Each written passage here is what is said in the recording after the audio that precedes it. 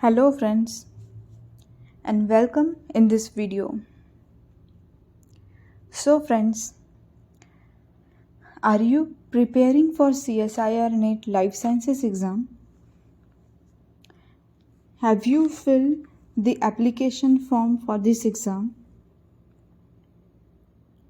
So for many students answer is yes, and many students have filled this application form online and have decided to crack this exam this year.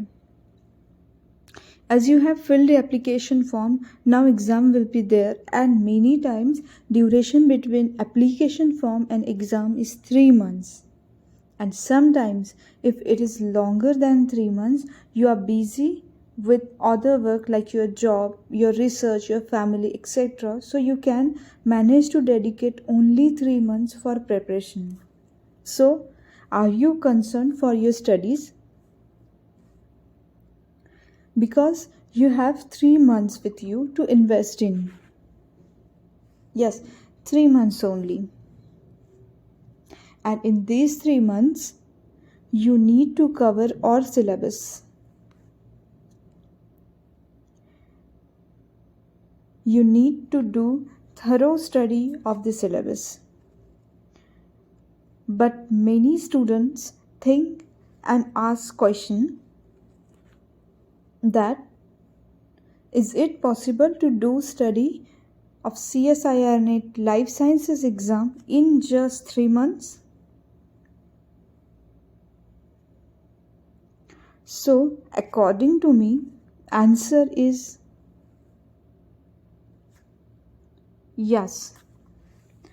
If a candidate has done his master's and his previous studies with good understanding and has a good knowledge about at least whatever he or she have studied in their previous courses, then they can study this CSIR NET syllabus in 3 months only.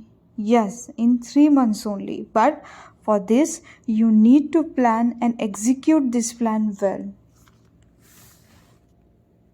Now, many of you might be thinking, how one can cover all syllabus in just 3 months? Or how to plan these months? Now, students have these questions. So, let's see. Let's talk about this. But before, I have some suggestion for viewers. First is, please watch this video till the end. Please watch complete video because you are going to get best planning and strategy of your study, and also you'll get some important tricks for qualifying in examination. If you'll skip the part, then आपको दिमाग में ये strategy और tricks का significance बैठेगा नहीं, आप समझ नहीं पाओगे वीडियो को, because आप सिर्फ स्क्रीन पे जो लिखा होगा वही पढ़ोगे, स्किप करोगे. जो इस वीडियो में बोला गया है वो आपको पूरा सुनने नहीं मिलेगा. इस वजह से आपके दिमाग में ये ट्रिक्स एंड टिप्स बैठेंगे नहीं. इसलिए अगर आप पूरा वीडियो देखते हो तो आपको ये वीडियो अच्छे से समझेगा and you will find a best way to do study. Now second is, please subscribe my channel Essential Biology. You'll get many videos of important concept, question, MCQ, old question paper solutions hereafter. So these will definitely help you in qualifying the exam. If you like this video, please press the like button. Third thing is, watch this video and then think about it. If you have some more tricks, strategies, execute them also with these strategies. Thereby, this will give you best result. Because सबका अपना एक अलग अंदाज, वे, strategy and planning होती है, लेकिन वो planning को शेप देना होता है. और अगर आप ये वीडियो देखोगे तो आपको बेस्ट स्ट्रैटेजी क्या होती है और कैसे करें ये समझ में आएगा. So let's see how you should plan your 3 months in best productive days. इस वीडियो में आपको हिंदी भी सुनने मिलेगी ताकि सब लोगों को ये समझ में आए. 3 months में 90 डेज़ होते हैं. 3 months are equal to 90 days. लेकिन पूरे 90 डेज़ आपको कंसीडर नहीं करने हैं. डोंट कंसीडर और count at least 7 days out of this 90 days, क्योंकि ये 7 दिन आपको इमरजेंसी में लगते हैं. 90% स्टूडेंट कैंडिडेट्स को इमरजेंसी टाइम आ ही जाता है 3 महीनों में. कोई बीमार हो जाता है, किसी के रिलेटिव्स बीमार होते हैं, कोई फैमिली प्रोग्राम होता है, कोई शादी में जाना होता है, कोई गेस्ट आते हैं, या कुछ और अच्छा बुरा वक्त आ जाता है, या किसी दिन आपको पढ़ाई करनी होती ही नहीं. So we won't count this 7 days, at least 7 days. Okay, so now 90 minus 7, you have 83 days. So now you have 83 days with you to plan and study. Yes, 83 days only. कैसे करोगे 83 days में स्टडी? थोड़ा मुश्किल लगता है लेकिन impossible नहीं है. You can do it in 83 days. So, important factor to plan a strategy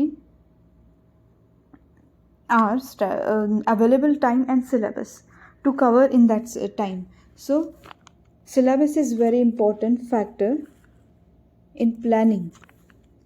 Now, you know and you should know that CSIR NET Life Sciences syllabus has 13 units. Yes, 13 units. 13 units है.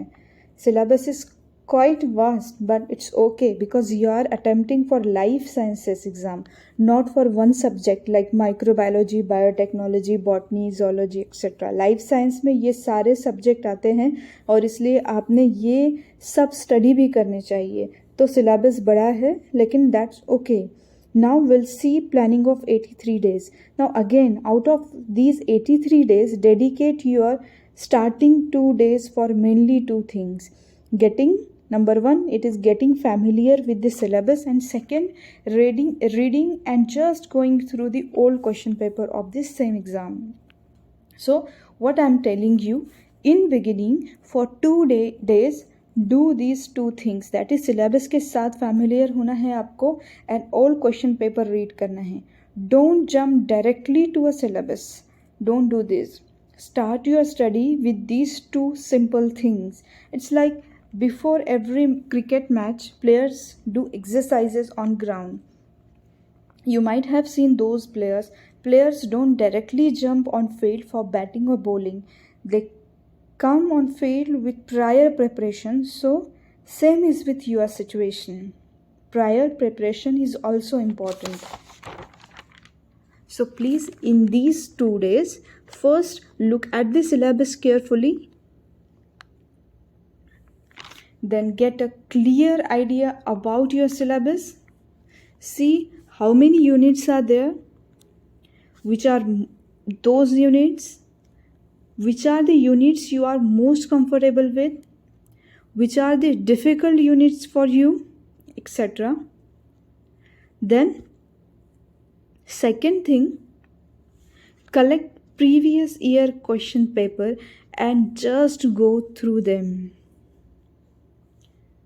Read questions. Look at the every part of the paper. Get familiar with the pattern of question paper. See how many sections and parts are there in that question paper. How many questions are there in each part? What type of questions are asked in each part? What's the time duration allotted to you to solve the question paper? Then do some calculation of time you should give to each question, etc. So what I'm telling you, read the questions of previous year exam carefully. No matter you understand them or not, no matter you are able to solve them or not, but please try to read them. Just go through them. Read question paper carefully. Now many students might have a question that why to read question? Why to waste or time in reading the question paper. But students, listen, this won't waste your time, but will definitely prove beneficial task for you. I'll tell you how this will benefit you and how should you do this and why should you do this. So reasons are, you'll come to know question pattern of every part. There are 3 different part and each part's questions are different, specific. So while going through the question paper, you can understand the most important units, moreover most important point as well. Because आप जब question paper देखोगे तो समझेगा कि ये point पर बहुत बार question पूछा गया है पार्ट बी में या सी में. तो प्रिपरेशन के टाइम आप उस पॉइंट को उन क्वेश्चन के हिसाब से देखोगे एंड प्रिपेयर करोगे और डिटेल स्टडी करोगे उन पॉइंट्स की. फॉर एग्जाम्पल, अगर आप इनहेरिटेंस यूनिट स्टडी कर रहे होगे एंड आप पेडिग्री की स्टडी करने वाले हो, तो अगर आपने क्वेश्चन पेपर ठीक से देखा होगा तो आपको ये समझ में आएगा कि पेडिग्री का एक तो क्वेश्चन हर क्वेश्चन पेपर में होता है, पार्ट सी में एंड बी में, स्पेशली पार्ट सी में. तो आप उस वक्त पेडिग्री की स्टडी करते वक्त पेडिग्री को सीरियसली लोगे और उसके प्रॉब्लम सॉल्व करोगे एंड अच्छा प्रिपेयर करोगे. सो ये फ़ायदा होगा आपको. और एक फ़ायदा ये होगा कि मेंटली आप प्रिपेयर हो जाओगे स्टडी के लिए एंड एग्ज़ाम के लिए. बिकॉज एग्ज़ाम पर डिपेंड करता है कि हमारा प्रिपरेशन कितना हो और कैसा हो. समझो, अगर एग्ज़ाम बहुत इजी है, बेसिक लेवल है, आपने क्वेश्चन पेपर भी देखा है, आपके लिए चुटकी का काम है तो आप उसको इजी लोगे एंड आप क्वालिफाई भी कर जाओगे. बट अगर एग्ज़ाम टफ़ है तो आप मेंटली ये सोचोगे कि नहीं, मुझे हार्ड वर्क करना पड़ेगा एंड एग्ज़ाम में क्वेश्चन भी हार्ड आते हैं एंड एग्ज़ाम भी हार्ड होगी, इसलिए मुझे कुछ एक्स्ट्रा एफर्ट्स लेने पड़ेंगे और मुझे स्टडी करनी पड़ेगी. सो ये एक फ़ायदा है. और एक फ़ायदा ये होगा कि स्टडी से पहले जब आप क्वेश्चन पेपर देखते हो तो आपको थोड़ा स्ट्रेस, टेंशन भी आएगा, क्योंकि क्वेश्चन होते हैं उस टाइप के. स्पेसिफिकली बोला जाए तो पार्ट सी के क्वेश्चन हार्ड होते हैं. आप कंसर्न हो जाओगे एंड याद रखना फ्रेंड्स, थोड़ा स्ट्रेस, थोड़ा टेंशन एंड थोड़ा कंसर्न होना अपने गोल के लिए फ़ायदेमंद ही होता है. ये आपको रास्ता दिखाएगा. आप हार्ड वर्क करना शुरू करोगे, सीरियस हो जाओगे, टाइम वेस्ट करते वक्त आपके दिमाग में क्वेश्चंस आएंगे और फिर वापस आप स्टडी करने लग जाओगे. और अगर आपको स्ट्रेस, कंसर्न नहीं होगा तो आप आराम से उठोगे, फिल्म्स, टीवी देखोगे, घूमोगे फिरोगे एंड सोचोगे एग्ज़ाम, उसका क्या, मैं तो 2 दिन में कर लूँगा. But this is not possible friends, because syllabus is vast and you need to study in detail. Thorough study is needed. So this is why you should dedicate your 2 days for syllabus and reading question paper. Now, आपके समझ में आया होगा कि अगर आप 2 दिन इस तरीके से अपनी स्टडी करोगे, अपनी स्टडी की शुरुआत करोगे तो आपको क्या फ़ायदा होगा. Now, let's see how to cover syllabus in only 81 days. क्योंकि 83 days से 2 दिन तो चले गए हैं. Now 81 days. Now you know 13 units are there and you have 81 days. So how will you cover syllabus? So let's see. You should dedicate 5 days for each unit. But in these 5 days, follow 4+1 days formula for study. This formula will prove very beneficial for you. आपको बहुत फ़ायदा होगा अगर आप इस तरह से study करोगे 4+1 डेज़ फार्मूला फॉलो करके. लेकिन आपको लग रहा होगा कि ये क्या है, ये फार्मूला क्या है. सो मैं आपको बताती हूँ ये क्या है और आपको कैसे स्टडी करनी है. ये आपको अब तक किसी ने नहीं बताया होगा. आज इस वीडियो में मैं आपको बताती हूँ कि आपको स्टडी करनी कैसी है. सो आपको करना क्या है, 4 डेज़ यूनिट की स्टडी करनी है। ओके, 4 डेज़ आपको जो भी यूनिट हो उसकी स्टडी करनी है, डिटेल में करनी है, अच्छी करनी है। एंड जो आखिरी का 1 डे होगा 5 डेज़ में से 4 डेज़ आप स्टडी कर रहे हो और लास्ट का जो 1 डे है 100% इसमें भी आप स्टडी ही करोगे, लेकिन स्टडी थोड़ी अलग होगी। एक जो लास्ट का 1 डे होगा इसमें उस यूनिट के क्वेश्चन आपको सॉल्व करने हैं, बी पार्ट के एंड सी पार्ट के। बट पार्ट सी वाले क्वेश्चन पे आपको ज़्यादा ध्यान देना है। क्वेश्चन आप ओल्ड क्वेश्चन पेपर से लें या कोई और सोर्स से लें, लेकिन ज़्यादा से ज़्यादा आपको क्वेश्चन सॉल्व करना है। Doing this will increase your confidence, your understanding to each unit. So follow 4+1 formula. तो आपके 65 डेज 13 यूनिट्स में जाएंगे। ओके, और आपके पास 16 डेज बचेंगे। अब ये 16 डेज से लास्ट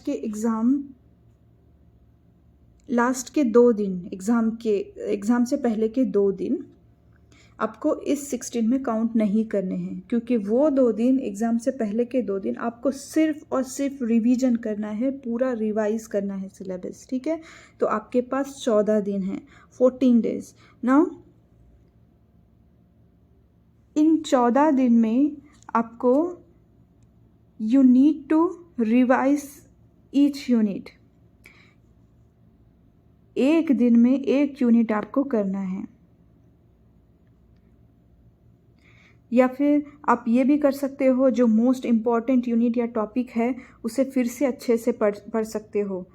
कभी कभी कोई पॉइंट हमसे छूट जाता है, हम वो ठीक से नहीं कर पाते पहले राउंड में, इसलिए आप उस पर भी ध्यान दे सकते हो ये 14 दिन में। तो आपको इन जनरल एक दिन में एक यूनिट करना है। Okay, now let's see some tips and tricks for preparation. आपको कुछ ट्रिक बताती हूँ एग्ज़ाम के प्रिपरेशन के लिए। ये ट्रिक्स बहुत इंपॉर्टेंट है। ट्रिक नंबर 1, जब भी आप स्टडी करोगे डिटेल में, आपको अपने खुद के नोट्स बनाने हैं। नोट्स मतलब आपको सब पूरा का पूरा मैटर, सब के सब मैकेनिज़्म, प्रोसीजर, प्रोसेसेस, सब के सब स्टोरी आपको नहीं लिखनी है। आपको पूरे नोटबुक्स नहीं भरने हैं। आपको क्या करना है, आपको सिर्फ most important sentences, lines, formula, rules, laws, ये ही लिखना है यूनिट वाइज। प्लीज़ पूरा का पूरा बुक से मैटर उठा के मत लीजिए अपने नोट्स में। आपको you need to extract out those important sentences from the books and available literature. आप बोलोगे कैसे करना है ये, तो लेट्स सी एग्जाम्पल। सपोज़ अगर आप डीएनए की टीएम वैल्यू स्टडी कर रहे हो, तो आप देखोगे कि मेन लाइन जिस पे सब स्टोरी लिखी गई है बुक में, वो ये है, high GC content, high TM value, high AT content, low TM value. यही लिखना है आपको।